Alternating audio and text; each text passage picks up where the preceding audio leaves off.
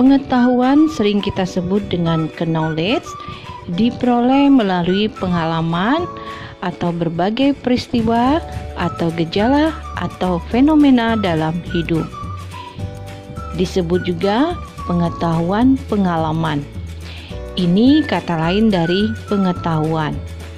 Kemudian lazim kita sebut sebagai pengetahuan atau knowledge. Pengetahuan memiliki kemampuan sebatas menjawab pertanyaan apa. Jadi sebagai contoh dari pengetahuan, misalnya di suatu kampung kalau orang yang mengalami sakit perut, maka biasanya mereka akan mengkonsumsi pisang raja yang dibakar berserta kulitnya.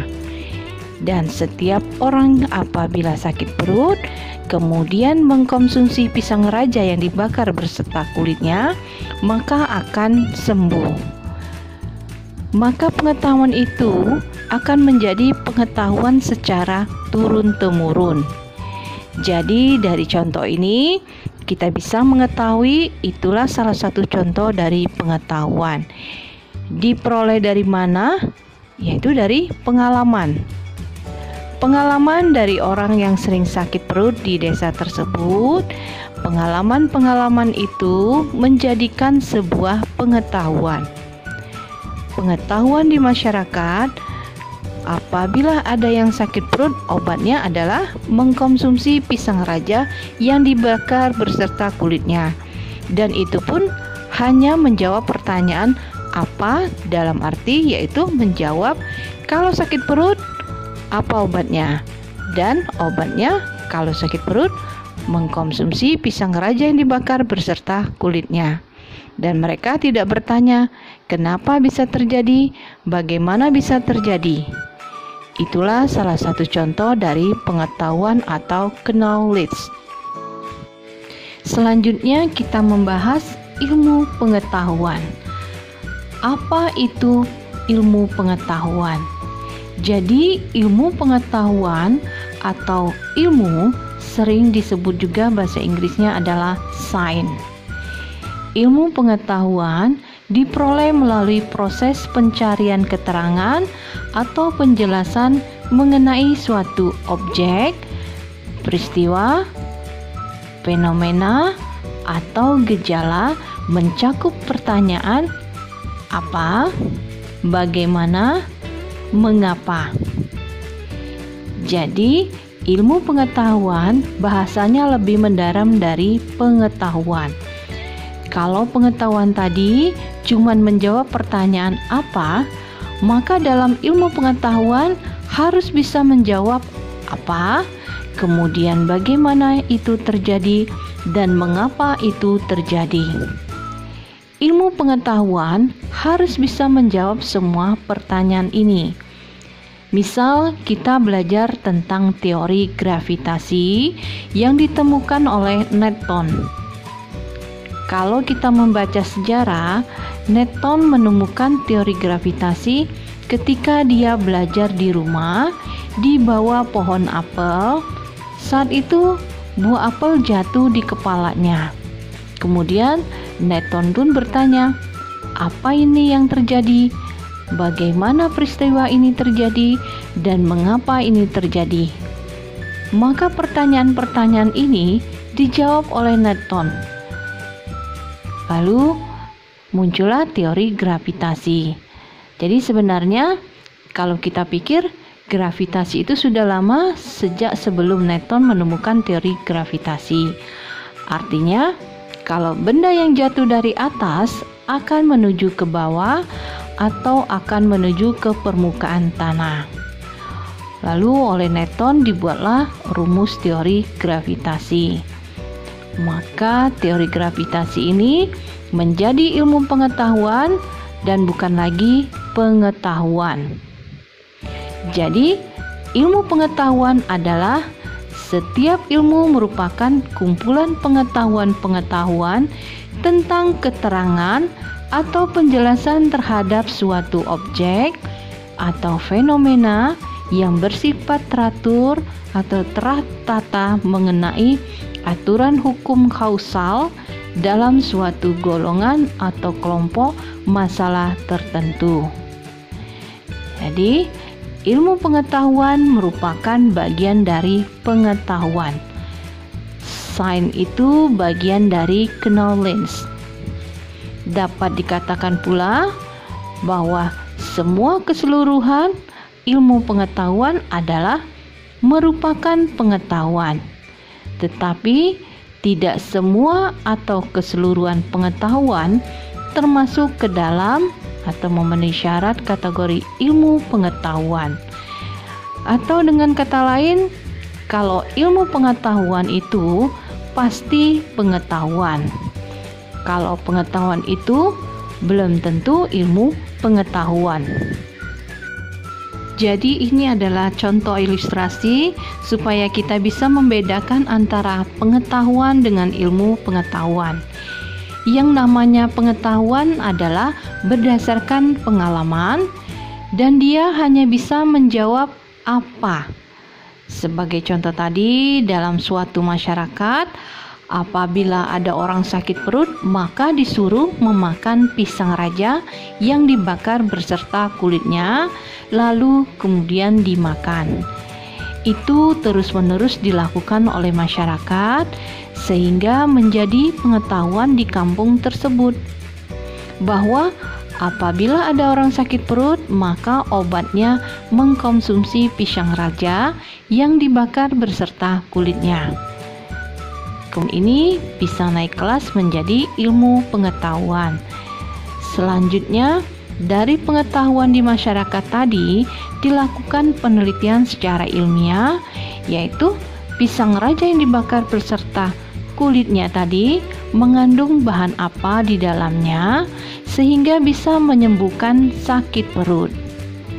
Maka setelah dilakukan penelitian ilmiah, diketahui bahwa ternyata di dalam pisang itu mengandung tanin, kemudian di dalam kulit pisang yang dibakar tadi mengandung karbon aktif yang sangat efektif untuk membunuh bakteri penyebab sakit perut. Maka karena sudah dilakukan penelitian tadi, pengetahuan berubah menjadi ilmu pengetahuan. Karena sudah menjawab pertanyaan tadi, mengapa dan bagaimana. Jadi kalau kita tanya mengapa bisa menyembuhkan orang sakit perut, karena di dalam pisang raja yang dibakar tadi di dalamnya ada tanin dan kemudian ada karbon aktif yang sangat baik untuk menyembuhkan orang sakit perut. Sehingga nanti dapat diambil kesimpulan umum bahwa makanan lain yang mengandung tanin dan yang mengandung karbon aktif itu bisa menyembuhkan sakit perut. Selanjutnya, kalau kita gambarkan dalam diagram pen atau dena pen seperti ini, jadi ilmu pengetahuan ini lebih kecil. Lalu di luarnya adalah ilmu, kemudian semuanya ini adalah pengetahuan. Jadi kalau kita baca ini, ilmu pengetahuan itu merupakan bagian dari pengetahuan. Jadi kalau ilmu ini misalnya yang disebut di lingkaran ini misalnya ilmu hitam atau ilmu tentang hal gaib yang masih diperdebatkan, misal ilmu tentang apakah manusia bisa berinteraksi dengan jin, apakah manusia dan jin itu bisa bekerja sama melakukan pencurian, apakah orang mampu menyantet dari kejauhan, itu adalah bagian dari ilmu gelap yang masih diperdebatkan. Bisakah ilmu ini dipertanggungjawabkan secara ilmiah? Maka ilmu-ilmu tersebut masuk dalam lingkaran di luar ini. Dia belum termasuk sebagai ilmu pengetahuan atau sains. Jadi ilmu pengetahuan adalah himpunan teori-teori yang berhubungan satu sama lain, tersusun secara keseluruhan, mampu atau dapat dipergunakan untuk menjelaskan gejala-gejala atau fenomena-fenomena dalam bidang tertentu. Jadi ini adalah ilmu pengetahuan. Ini pengertian tentang teori. yaitu sebuah pernyataan. Teori ini bersifat universal atau umum, yang merupakan sebuah abstrak dari keadaan yang sebenarnya. Kemudian, teori diperoleh melalui proses pembuktian dan pengujian. Dengan kata lainnya adalah deduktif atau pembuktian dan induktif atau pengujian yang dilakukan secara bergantian atau interaktif. Selanjutnya, ilmu pengetahuan memiliki ciri-ciri tertentu. Ciri ontologi adalah adanya sasaran atau objek yang ingin diketahui atau dijelaskan. Kalau kita bicara tentang ilmu kedokteran, maka ontologinya mempelajari fisik manusia. Kalau kita belajar tentang psikologi, ontologinya belajar tentang jiwa manusia. Kalau kehutanan, maka dipelajarinya adalah hutan dan lingkungannya. Kemudian, ciri yang kedua dari ilmu pengetahuan adalah epistemologi, yaitu berupa metodologi yang jelas untuk mendapatkan sains atau ilmu pengetahuan tersebut. Kita bisa melihat misal ilmu hitam tadi atau ilmu santet tadi, maka metodologinya belum jelas. Cara mendapatkan ilmu pengetahuan itu belum jelas, susah dibuktikan. Misal, benarkan orang yang menggunakan kekuatan gaib, metodologinya susah dibuktikan. Kita menempatkan ilmu tadi ke dalam ilmu, bukan ilmu pengetahuan. Tapi kalau ilmu pengetahuan, metodologinya jelas. Misalnya, pengaruh pupuk NPK terhadap pertumbuhan tanaman itu jelas metodologinya. Caranya gampang.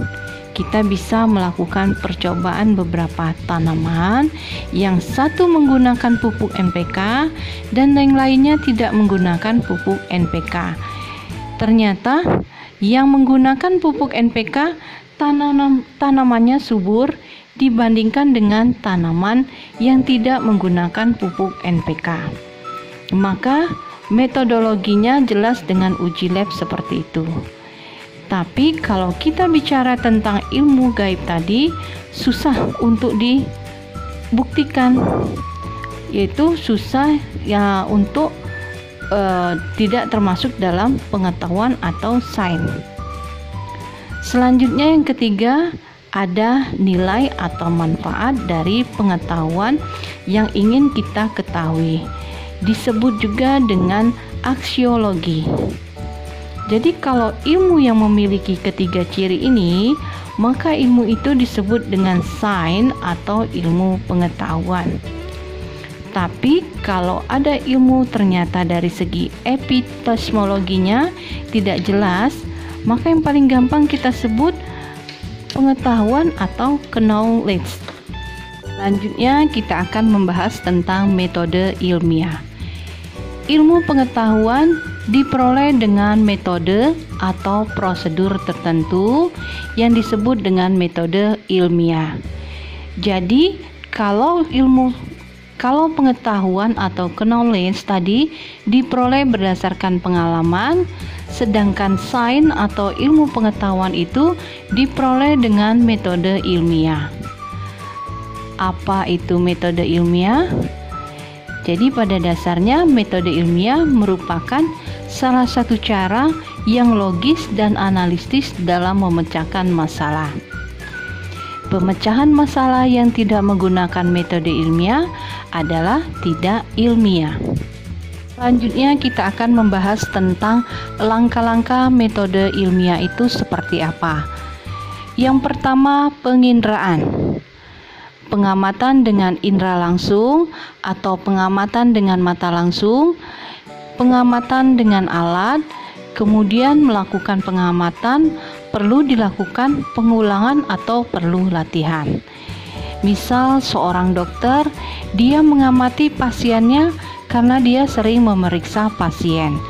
Ketika pasiennya yang terkena penyakit kanker, setelah diperiksa kebanyakan adalah perokok. Maka itu adalah proses pengamatan sehari-hari dari seorang dokter yang melihat ternyata kebanyakan pasiennya yang sakit kanker itu adalah perokok. Kemudian dari pengamatan sehari-hari dibuat rumusan masalah bagaimana hubungan antara perokok dengan penyakit kanker. Itu adalah salah satu bentuk rumusan masalah. Yang kedua, bagaimana masalah itu dirumuskan. Dari kejadian sehari-hari yang sering dialami dokter ketika memeriksa pasiennya, karena dia yang melihat langsung, ternyata yang sering sakit kanker itu adalah seorang perokok. Maka dia membuat rumusan masalah apa, bagaimana, dan mengapa. Yang ketiga selanjutnya adalah perumusan hipotesis berupa jawaban sementara didukung fakta, pemikiran logis, dan sistematis. Biasanya hipotesis ini dinyatakan H0 dan H1. Misal H0 dinyatakan dengan tidak ada hubungan antara perokok dengan penyakit kanker. Kemudian di H1 terdapat hubungan antara perokok dengan penyakit kanker. Kemudian dilakukan eksperimen atau penelitian. Mungkin dari data-data pasien-pasien yang memeriksakan penyakit kanker di rumah sakit atau dari data-data orang yang merokok dikumpulkan kemudian diteliti apakah mereka memiliki penyakit kanker. Dari hasil data-data itu, setelah dilakukan eksperimen atau diolah datanya, maka nanti dibuat suatu kesimpulan. Oh, ternyata kesimpulannya adalah hubungan antara perokok dengan penyakit kanker. Maka itu menjadi sebuah teori ilmiah.